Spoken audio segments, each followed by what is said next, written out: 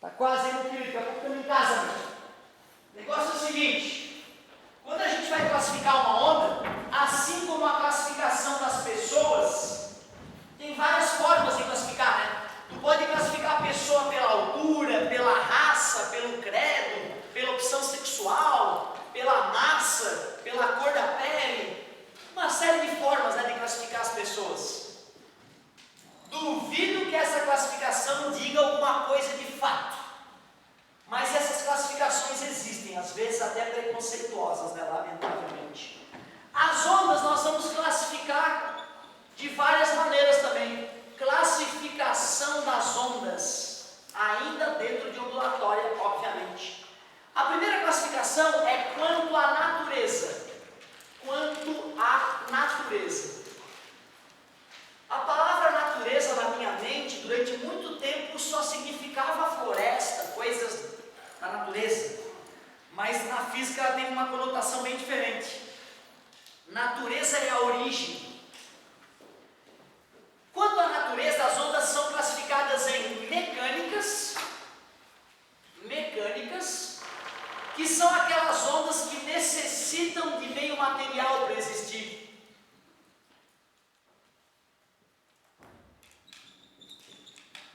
Necessitam de meio material.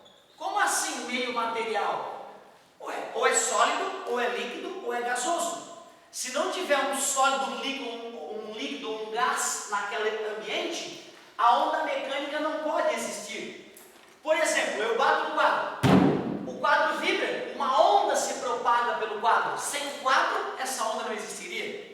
Quando eu falo com vocês, minhas cordas vocais saculejam aqui perto da minha garganta e o ar saculeja junto. Sem o ar, não existiria a nossa conversa. Então, um bom exemplo de ondas mecânicas são ondas na água, ondas em corda,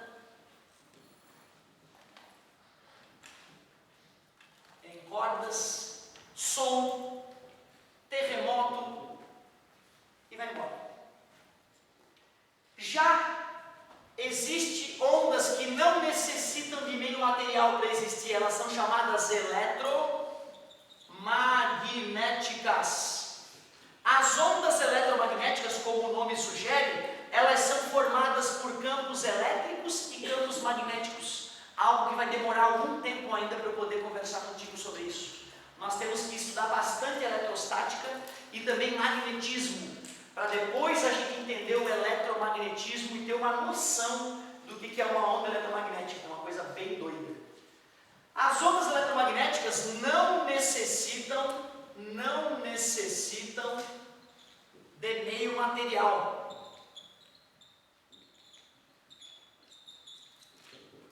Quer dizer que elas se propagam inclusive no vácuo. Quando eu digo que elas não necessitam, quer dizer que elas podem se propagar nos sólidos, elas podem se propagar nos líquidos e nos gases, mas elas são as únicas que podem se propagar no vácuo. Ondas mecânicas no vácuo não existem. Eletromagnéticas, sem problema. Eu não quero só exemplificar, eu quero te contar a lista completa, eu quero te mostrar todas as radiações eletromagnéticas importantes que nós estudaremos. E eu gostaria que tu já decorasse elas na ordem de frequência crescente. As ondas eletromagnéticas de menor frequência que existem são chamadas de ondas de rádio, que a gente usa no nosso dia a dia, seja para escutar rádio, falar no celular, assistir televisão. São ondas de rádio, também chamadas de ondas hertzianas. Hertzianas porque foi o Hertz, aquele cara que a gente puxou o saco ali, ó.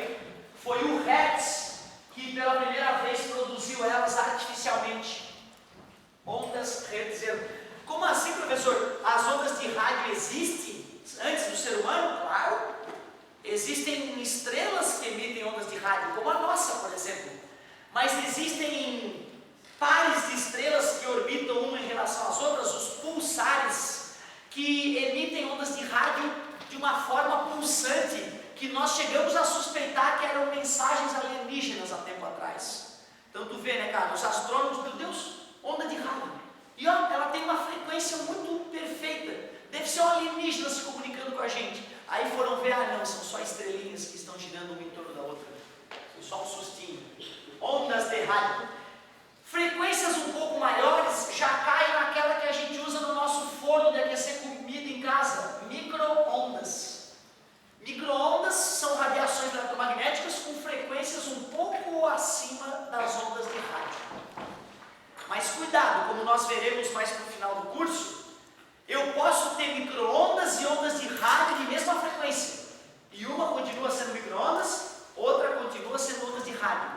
Então não é só a frequência que diferencia essas ondas, é também a maneira como elas foram obtidas, que é uma coisa que nós vamos discutir futuramente. Se a frequência fica um pouco maior, nós já caímos no infravermelho. Não se esqueçam que todo o corpo emite infravermelho o tempo todo, desde que esteja acima do 0 Kelvin. Tu agora está emitindo um tipo de luz. Não estou falando essa que está saindo da tua casca, que reflete em ti, oriunda da lâmpada.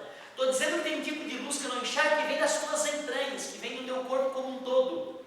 É o infravermelho. Já viram no filme que tem um óculos lá que o herói usa para ver onde é que os bandidos estão na noite, e aí os bandidos aparecem em vermelhinho? Aquilo é um óculos que capta o infravermelho e converte em luz visível, né, para o sujeito poder enxergar à noite.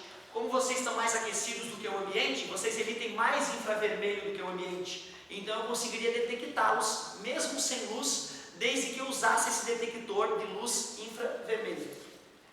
Infravermelho, depois do infravermelho vem o vermelho, alaranjado, amarelo, verde, azul, anil, e depois violeta e ainda ultravioleta. Por isso que depois do infravermelho vem a luz. Como dentro da luz eu falei várias cores diferentes, né? Pode dar a sensação de que a luz é uma faixa grande das radiações eletromagnéticas, mas não é. As ondas de rádio ocupam uma grande faixa de frequências. As micro-ondas ocupam uma grande faixa de frequência.